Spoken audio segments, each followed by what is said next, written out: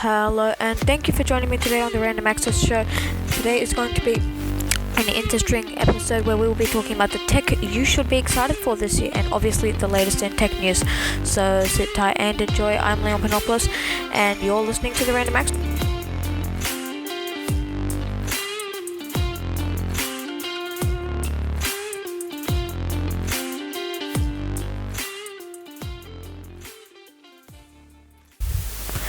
Thanks for joining me today on the Random Access Show. We will be talking about, as I said, the latest in tech news, the latest in tech releases, what you should be looking forward to this year, which is quite a lot, should I tell you. And what we're going to start off with today is the Ryzen 7000 series by AMD.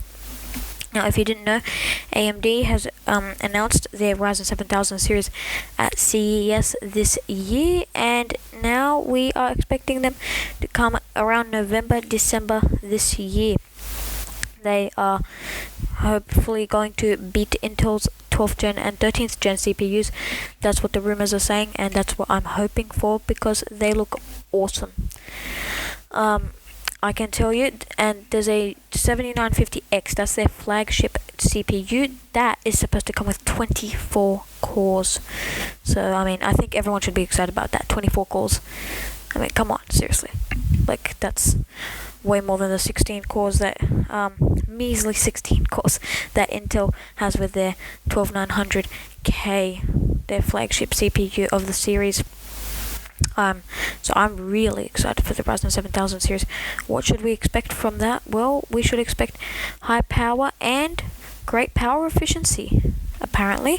That's what we're hoping to see because that's what rumors say. They say that the max TDP, according to some rumors, of some of the higher end chips is going to be capped at 60 to 65 watts, which is really exciting because that is not what we saw with Intel's 12th gen series. And so hopefully AMD is going to redeem themselves because that would be exciting. That would be good. That would be cool. It would be something a little different to what we've seen for the past 6 months or so. We're also expected to see better cooling than Intel's 12th gen, which is really good. I'm excited for that because, as you know, with Intel's 12th gen you have heat problems, very large heat problems. And so that can cause some problems for those who are on a lower budget build. A lot of the times people are going for AIOs where, they wouldn't usually go with AIOs. They would go with air coolers or passive coolers, which would have been more budget friendly as well. But now they're switching to AIOs, and with 12th gen because that's what they need. That's the heating requirements. Otherwise, the CPU may explode. Basically, it may as well explode.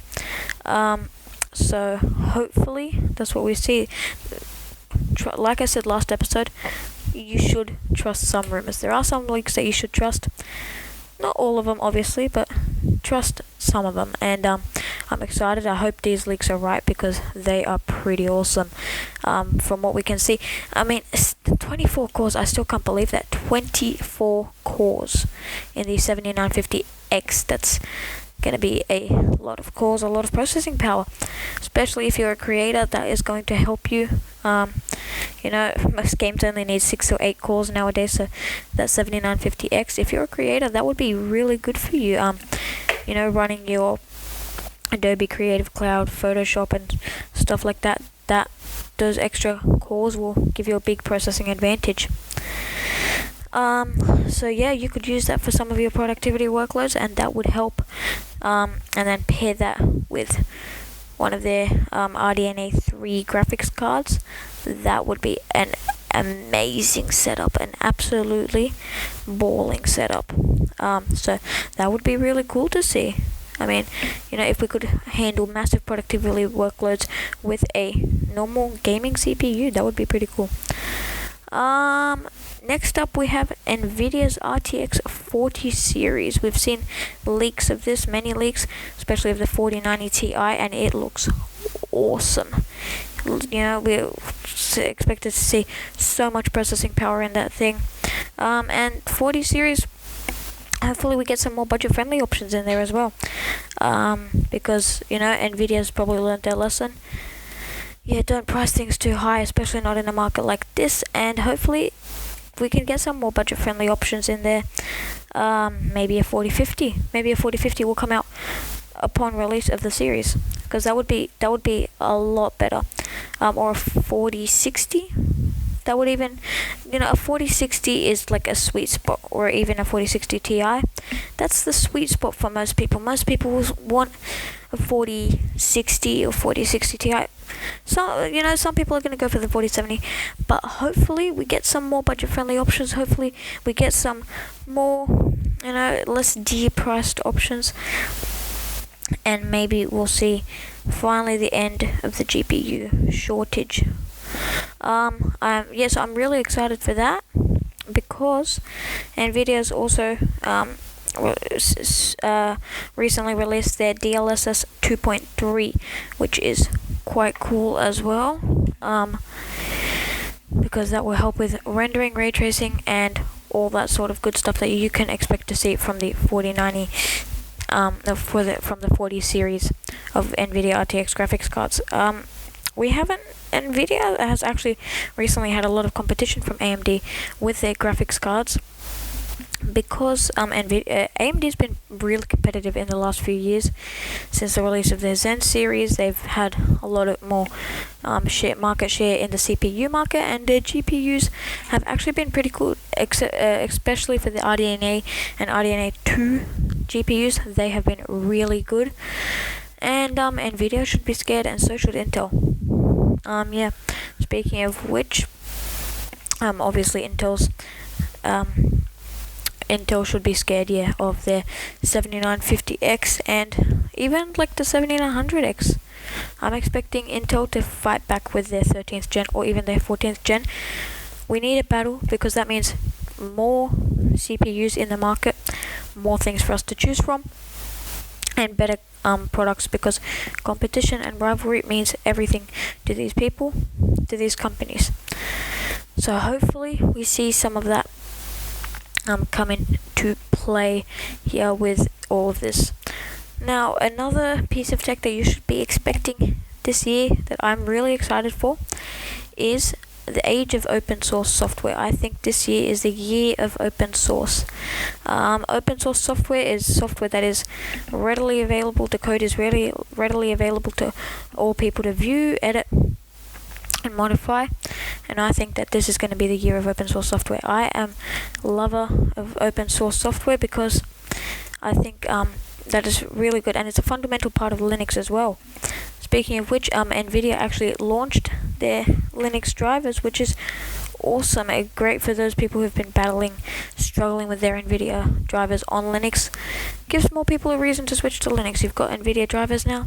There really isn't a reason not to switch to Linux, in my opinion. But yeah, the age of open source software, that is this year. I reckon we are going to see some awesome new open source software this year, and some bigger companies getting into open source software, because I think that's the trend. People want to be able to see what's going on in the apps. People want to be able to edit the code. People want to be able to see the code, and get away from the proprietary software, all that hidden stuff. So yeah, I think that's going to be really good, and I've seen a lot more code on GitHub lately, which, that's owned by Microsoft, so some people are staying away from GitHub and heading to some other repo hosts, but GitHub is still the main place where you can get your open source software from, and there's heaps of stuff on there that I've seen that you can find, especially for the Linux community, and I've noticed there are a lot of Rainmeter skins available on GitHub, so you can find those there as well. But this year, expect to see more open source software. Expect to see more of that, because it is the year of it. It is the year where we'll be seeing more of that, and hopefully that continues in the next few years. I want to see more open source software, because that's good for us, that's good for you, and we get to see what's really going on behind the walls that is the UI, and get behind the code a bit more, which is really exciting. Yeah.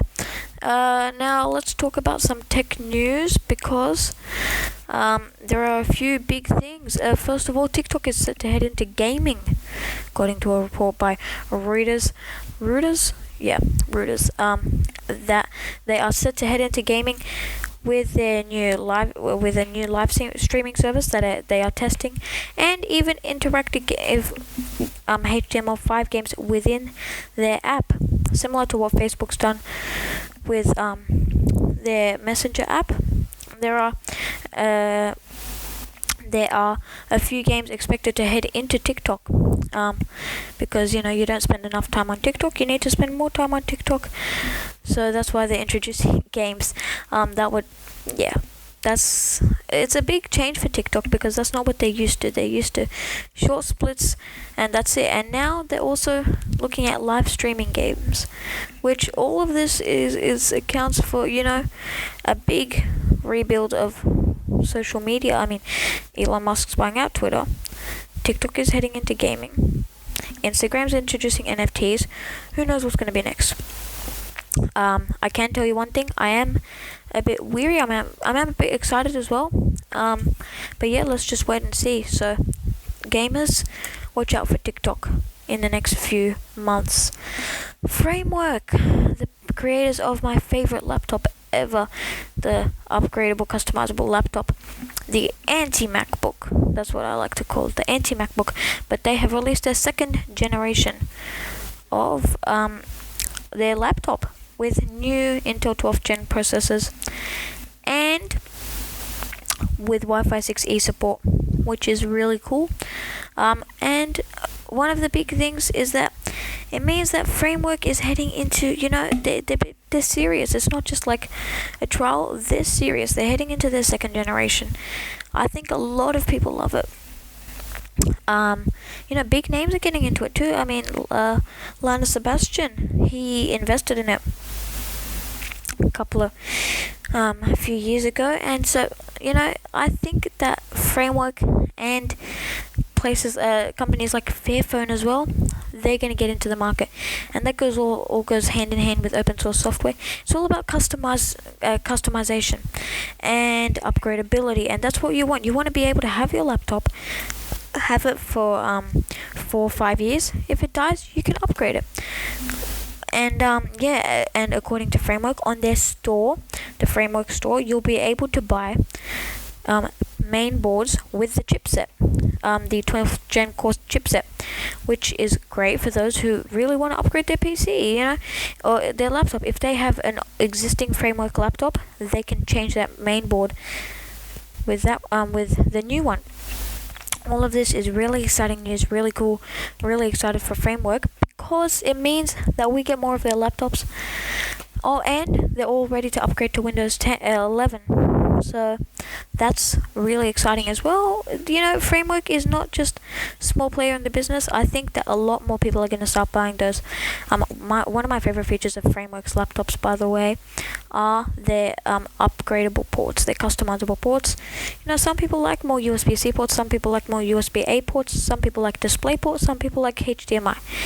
It's all based on what you like. And Framework is all about the consumer, all about the customer. It's whatever you want, whatever you like. We're giving you the product. You can do whatever you want to it. And I'm really excited about that, because it means that things are shifting, things are changing in the tech industry. I think we'll see that over the next few years. Finally, AMD's FSR 2.0 has been released with